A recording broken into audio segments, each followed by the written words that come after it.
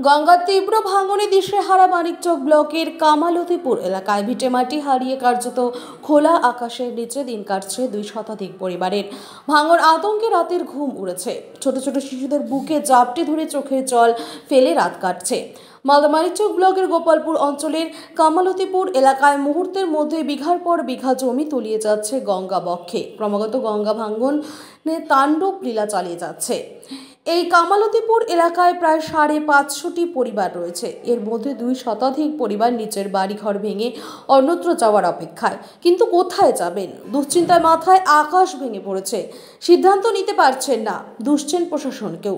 বৃষ্টি বাদলে ত্রিপল খাটিয়ে তার নিচে থাকবে সেই ব্যবস্থাটুকু নেই বলে অভিযোগ তুলেছেন তারা। ঠিকভাবে পেটে খাবার পর্যন্ত জুটছে না। প্রশাসন থেকে শুরু করে জনপ্রতিনিধিদের বিরুদ্ধে অভিযোগ তুলছেন এলাকাবাসী। একের পর এক বাড়িঘর গঙ্গায় ধূলিসাৎ হচ্ছে। দ্রুত প্রশাসন ব্যবস্থা নিচ্ছে দাবিও রয়েছে এলাকাবাসীর। ভাঙনের এমন পরিস্থিতিতে এলাকার মানুষের জন্য পর্যাপ্ত ব্যবস্থার বার্তা দিচ্ছেন মানিকচক পঞ্চায়েত সমিতির সভাপতি পিঙ্কি মণ্ডল। দ্রুত প্রয়োজনীয় পদক্ষেপ নিয়ে ব্যবস্থা নেওয়া হবে, যা যা সহযোগিতা প্রয়োজন সবটাই করা হবে বলছেন পঞ্চায়েত সমিতির সভাপতি।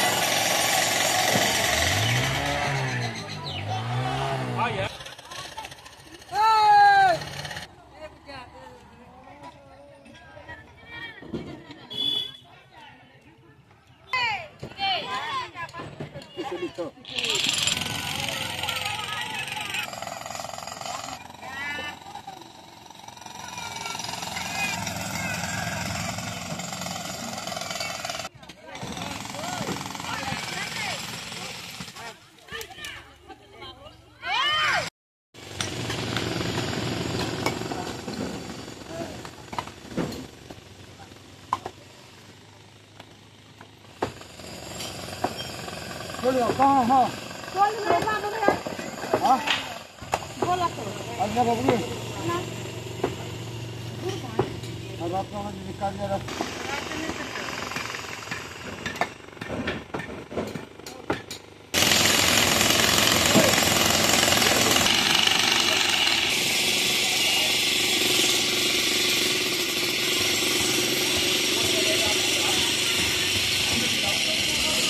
ছোট বাচ্চা নিয়ে গঙ্গার ধারে আছি, জায়গা জমিন সব কিছু চলে গেছে। আমরা তিরপাল আর চাল আমরা কিছু চাই না। আমি সরকার থেকে আমরা একটা সহ্য একটা চাচ্ছি, একটা কলোনি করে কোথাও আমাদেরকে। হ্যাঁ, বাচ্চা নিয়ে আমরা কোথায় যাব, এটাই আমরা বলতে চাচ্ছি, আর কিছু বলবো না। আর ভাঙছে নদী, নদী ভাঙছে। আমার নাম ফিরোজা বিবি। রোজ ভাঙছে নদী, ডেলি ভাঙছে। আমরা কোথায় যাব? আমাদের মসজিদ চলে গেল, আমাদের ভিটা বাড়ি চলে গেল, সাই সম্পদ সব কিছু চলে গেল। আমার ছোট বাচ্চা আছে, কোথায় যাব নিয়ে? কত বাড়িঘর ভাঙছে? বাড়িঘর ভাঙলো 200-250টা বাড়ি ভাঙে গেল। এই নদীর কানাতে আমরা বাস করছি, কোথায় যাব? একটা ব্যবস্থা করেন তোমরা। এখন কোথায় গেল মমতা, কোথায় গেল সাবিত্রী? এখন কেউ আমাদেরকে কেউ কিছু দেখছে না, সাহায্য কিছু করছে না। কি আমরা কি খেয়ে বাঁচবো বাল বাচ্চা নিয়ে? এটাই বলতে চাইছি, আমি আর কিছু বলবো না। আর আপনার নাম? আমার নাম ফিরোজা বিবি। এখানে প্রচুর ভাঙন হয়ে গেছে, মানুষের এখন 300 পরিবারের মতন বাড়ি ভাঙছে। অবস্থা, এদেরকে জায়গাও নাই। আমি সরকারের কাছে আবেদন করেছি, প্লাস বিডিওর কাছেও বলেছি, এদেরকে কোথায় ভেস্টে হলে কমপক্ষে মনে হয় জায়গাটা থাকার মতন জায়গাটা চাইছি।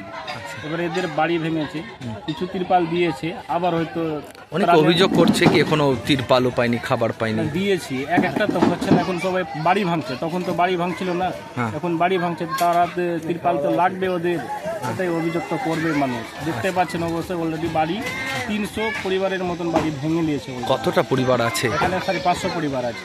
তারপরে 300। আচ্ছা, ভাঙন হচ্ছে এখন? হ্যাঁ, ভাঙন প্রচুর হচ্ছে। তো মনে হয় চলে গেল একদম অনেকটা। আমাদের বড় মসজিদ আছে, এখানে ইরিগেশনের কাজ করতে বলেছি, এখনো কোনো খবর নেই। আপনি তো এলাকার গ্রাম পঞ্চায়েত সদস্য, জানিয়েছেন কোথাও?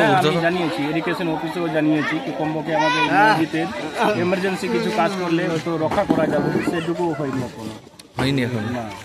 কি কি চাইছেন আপনি যে জনপ্রতিনিধি হিসেবে? এদেরকে গ্রামের আমাদের লোকজনকে কোথাও একটা ভেস্ট জায়গার মতন দিয়ে দিলে এটাই খুব সুখী হবো বা আনন্দ পাবো। আগে তো আনন্দের কথা নাই কিছু, আচ্ছা এখন মানুষ দুঃখের বিষয়। আচ্ছা, আপনার নাম? নজিফুল আনসারি, মেম্বার? হ্যাঁ ম্যাম। আমরা এই খবরটা পেয়েছি, তার সাথে সাথেই আমাদের ব্লক প্রশাসন আছেন এবং পুলিশ প্রশাসন আছেন, খোঁজখবরটা দেখে সেখানে গেছেন। সেখানে যাতে জনসাধারণের কোনো অসুবিধা না হয় সেটা মাথায় লক্ষ্য রেখে সকলকে সরে যাওয়ার নির্দেশ দেওয়া হয়েছে। এবং যে বাঁধ ভাঙন হচ্ছে সেখানে আমরা আমাদের ম্যাডাম ইরিগেশন দপ্তরকে বলেছেন, সাবিনা ইয়াসমিন মন্ত্রী ম্যাডাম বলেছেন, এবং কী পদক্ষেপ নেওয়া যাবে সেটা তৎপরতা। যাদের বাড়িঘর ভেঙে গেছে তাদের জন্য কি পদক্ষেপ নিচ্ছেন? যাদের ঘর বাড়ি হয়ে গেছে তাদের অন্য জায়গায় ভালো একটা জায়গায় সরকারি ল্যান্ড রেখে আমরা একটা পাট্টার ব্যবস্থা করব। কিন্তু আপাতত কোথায় থাকবে তারা? তারা এখন এমনি যে কোনো গ্রাসল্যান্ডে থাকতে পারে বা কিছু শুকনো ভালো জায়গায় একটা রেখে নিয়ে থাকতে পারে। ত্রাণ নিয়ে তো বিস্তর অভিযোগ তুলছে। না, ত্রাণ সাফিসিয়েন্ট দেওয়া হচ্ছে। আরও আমরা আমাদের বিডিও সাহেবকে বলেছি যেখানে সেখানে ত্রাণ লাগবে সেখানে দেবে। আর আমাদের জনপ্রতিনিধি হিসেবে আমাদের সাবিনা ম্যাডাম, আমাদের এমএলএ, আমাদের জনপ্রতিনিধি যত পঞ্চায়েত সমিতি আছে, পঞ্চায়েত প্রধান থেকে শুরু করে সবাই নিজেদের মতো করেও ত্রাণ দেওয়ার চেষ্টা করছে। তো আমাদের সাফিসিয়েন্ট ত্রাণ দেওয়া হচ্ছে।